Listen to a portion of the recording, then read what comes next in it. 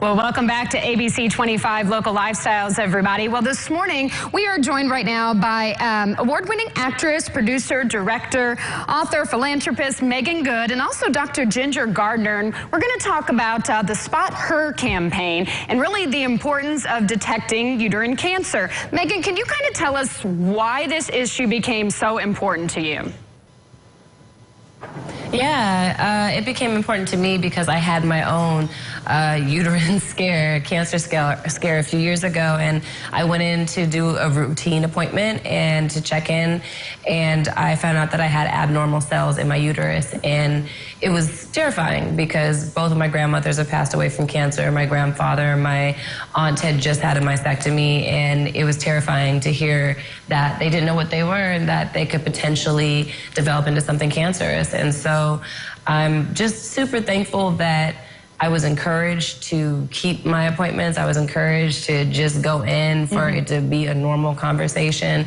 And it's a blessing because, you know, it's really about being proactive instead of reactive. And I want to encourage people because this is not a conversation that we're having a lot of, and especially not in the Black community amongst Black women. And so, you know, looking at the statistics and finding out that only 53% of Black women are getting early diagnosis means that there's a huge number of women who are not getting that very well could if we just have the conversation and we encourage the regular visits and we encourage the questions and give the information. And so yeah, it's something that I'm super passionate about because I want us to be well and I want our bodies to take us everywhere that our bodies were meant to take us. Yeah, you're bringing great awareness to this. Dr. Gardner, can you kind of tell us about the potential signs and symptoms of endometrial cancer that really we should be looking for and then also reporting to our doctor, talking to them about it?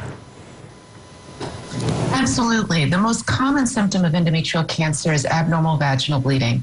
That could be heavy monthly bleeding, could be bleeding between periods, could be bleeding after menopause, could be a small amount or a large amount. If it's different for a woman, she should bring that to light in the conversation with her healthcare provider because an office biopsy can provide early detection and curative opportunity, really effective treatment. So the earlier we can be aware of these things, the better opportunity for a successful treatment outcome.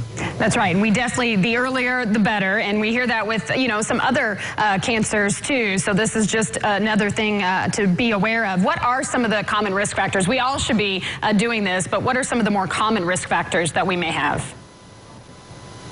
So the rate goes up, the risk goes up with increasing age, family history, specifically uterine cancer family history, colorectal cancer or ovarian cancer in the family, weight gain. So again, back to diet and exercise, that works for many cancers and it's true here. And what we are seeing is a differential in communities of color, and we're seeing an increased rate amongst all women and particularly amongst women of color, particularly high-grade and more aggressive cell types. So the earlier we can have this conversation, drive forward the community together to raise awareness, research, and advocacy about endometrial cancer. It's the fourth most common cancer among women. It's the most common gynecologic tract cancer, and the incidence is on the rise. So more that we have this conversation, raise awareness, and symptom recognition, the better. And Meagan, there is a way that we can help raise awareness. Can you tell us more about this Spot Her virtual walk and how we can help share this on social media? Yeah, Spot Her virtual walk is something that we literally all can do together, where we have ownership over how we're tackling this issue, how we're having these conversations. And so basically it's a virtual walk where you go out, it's up to you. You can do it by yourself, you can do it with friends or family, but you tag Spot Her for EC. And you also encourage people to go to spother4ec.com, which, you know, it has all the information there. It teaches you, it educates you.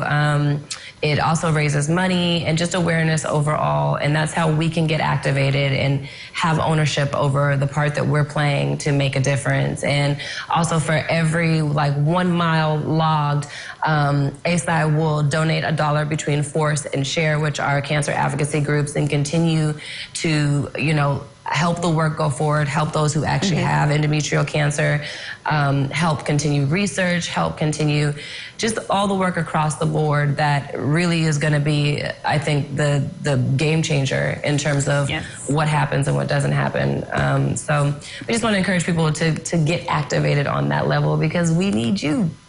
Yes, thank you, Megan, so much. And thank you, Dr. Gardner. We appreciate both of you giving us some time this morning. Thank you, guys.